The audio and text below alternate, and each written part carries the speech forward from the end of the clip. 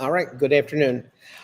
This afternoon, I want to do my final presentation for assignment 6.5, the Cultural Responsiveness Action Plan. This action plan was developed during EDUC 711, Cultural Responsiveness in Educational Settings with Dr. Lagoni.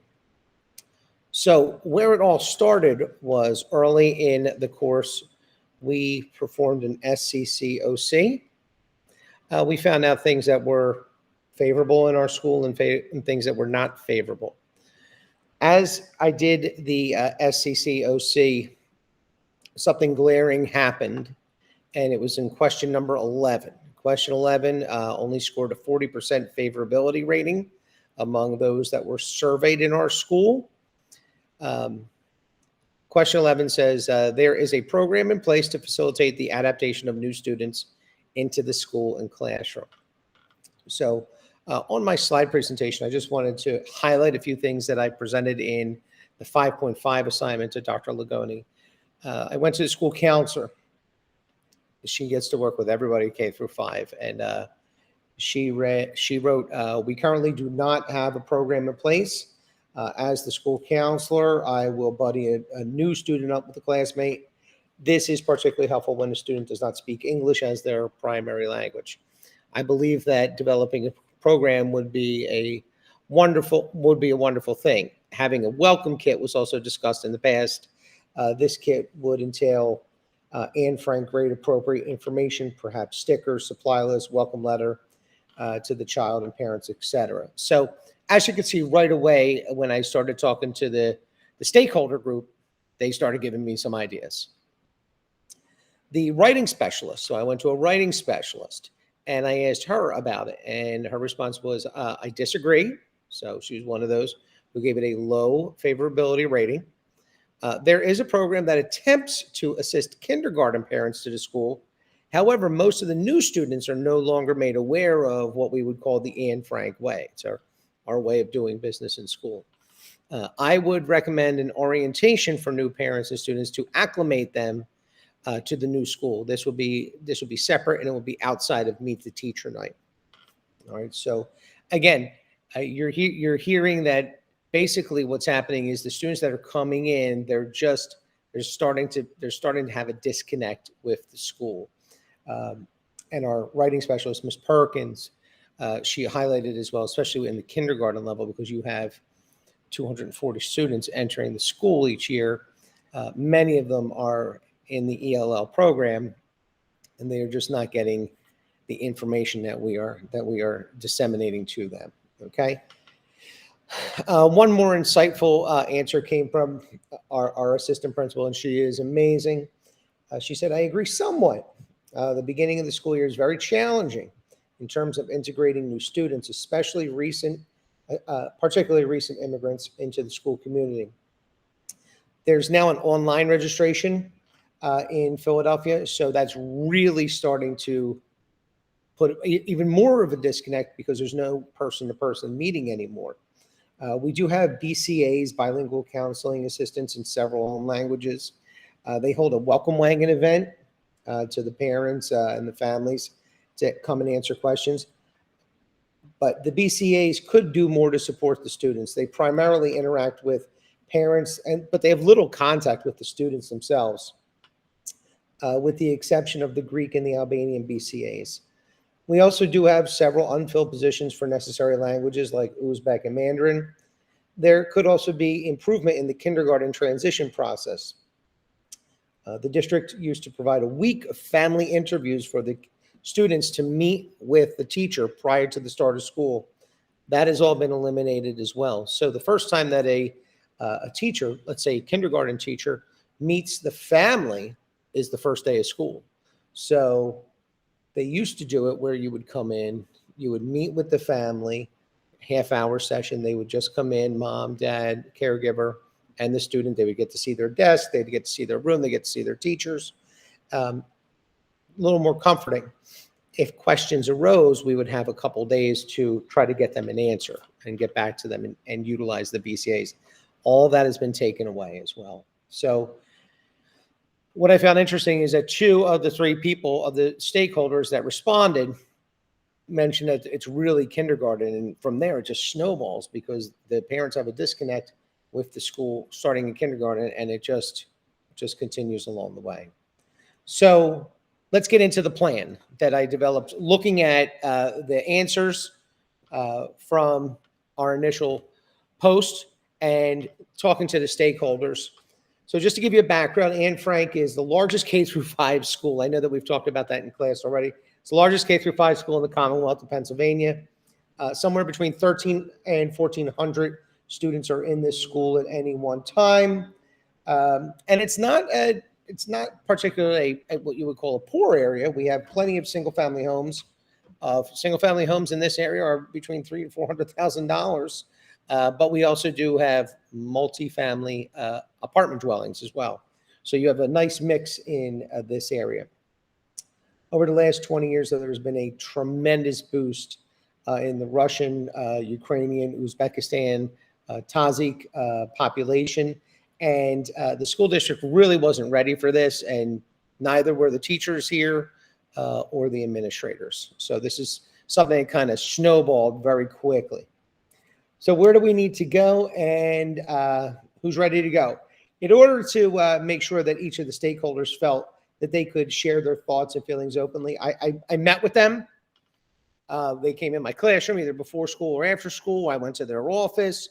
We talked on the phone. We text messaged, and then we Google Doc'd to each other as well.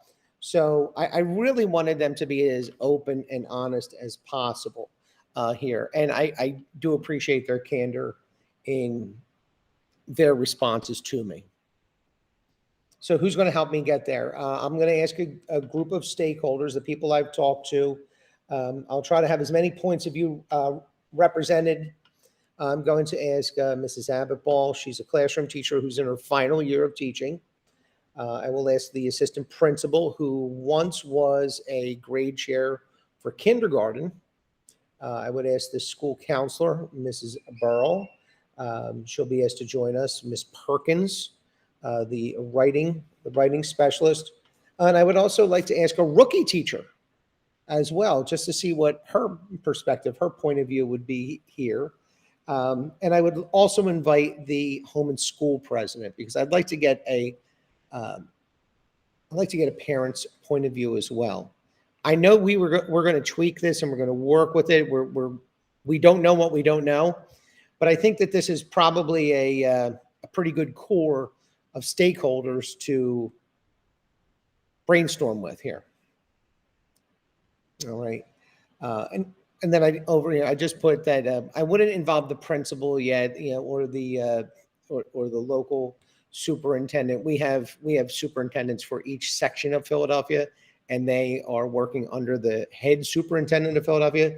So there's a long chain of command. So right now it's in its infancy stage. I'm just working with my stakeholder group and the assistant principal.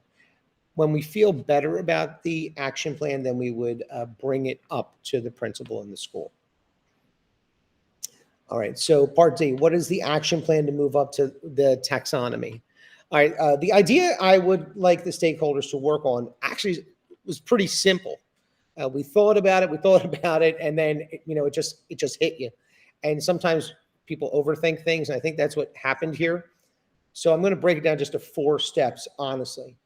My plan is to have a veteran family adopt 2 or 3 of the new families that are entering the school. Doesn't have to be kindergarten, it could be any level here, from their own culture, so that they can kind of help them along. Ideally, the veteran family would be of the students in the older grades, say 4th grade or 5th grade. We can send a flyer home to these families, asking them if they would be interested in helping us. And helping out their peers in order to ease the strain, the anxiety. I can only tell you what the fear and the anxiety and the strain look like inside the 4 walls of the classroom. But I think the adoption family would actually be able to ease that for the family coming in, because I think we need to look at it from their point of view. The parents coming in are very apprehensive because they don't speak English, whereas all the teachers in the building do. But if we can get some of those translators who aren't really translators, but they're other families who share the same culture, I think that would ease everybody's tension a little bit. All right, so I plan to take these 4 steps. Here's how I see it playing out. Send out a flyer asking your veteran families to adopt 2 or 3 new families that are incoming. This could be done through the rest of this year. Let's say we started in November of this year, we go through April, so we can kind of get that list together, especially at report card conferences of the older grades. Some parents know some families who have been around the Anne Frank family for a few years. We can ask them, say, hey, can you help us out next year with 2 or 3 Uzbek families, 2 or 3 families from Kazakhstan, 2 or 3 families from Afghanistan, and help them with the initiation process. Second step, collect the veteran family's information. Let's create a database. We'll create a database for each of the languages that are spoken. I would ask the BCAs to come in, help us out with this, generate a nice little spreadsheet for the different cultures with the families who are willing to adopt the new family. And this would be ongoing data through November of this year, all the way through April or May as we prepare for summer registration. All right, so they're the first 2 steps, honestly. Send out the flyer looking for the families, develop the spreadsheet of the families who are willing. Have a meeting. Step 3, have a meeting with the veteran families. Go over this action plan with them. Explain to them why we need help, how it will benefit everybody involved. Not really for the teacher, but for the other family and for the poor student who's coming in, who's so nervous and so apprehensive about everything. This would really kind of ease them. I really do think it would help all parties involved. But when we look at the family and the student, I really do think this would ease their anxiety a bit. I see this meeting taking place somewhere towards the end of the year, maybe April or May, after we have those spreadsheets developed.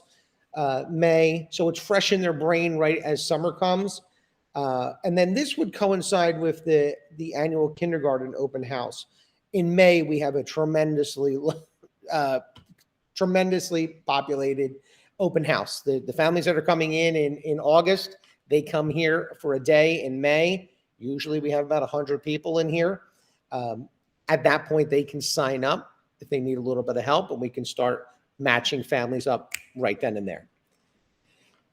4th step would be to publish the list of the willing families for the staff. And as the staff receive their new students, as they receive their new admits in August of 2023, we can immediately start reaching out and pairing up the adoption family with the adopted family. Hopefully it would ease with the onboarding process. So the overall reason that we did this is, my overall goal is, we had a 40% favorability rating on the SE question number 11. I would like to re-poll the staff after I implement this cultural responsiveness action plan and see if I can get at least a 10-point markup.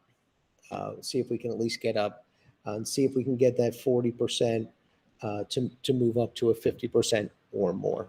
So that's what the goal is through the SMART goals that we listed. So I just wanted to present that to you. Hopefully you enjoyed the action plan. Tried to break it down just to be 4 quick steps. And again, as I read through it and as I looked at it, I really wanted to focus on taking care of the families that come into our school, come into our building, and taking care of the kids who are coming in. All right. Thank you for your time.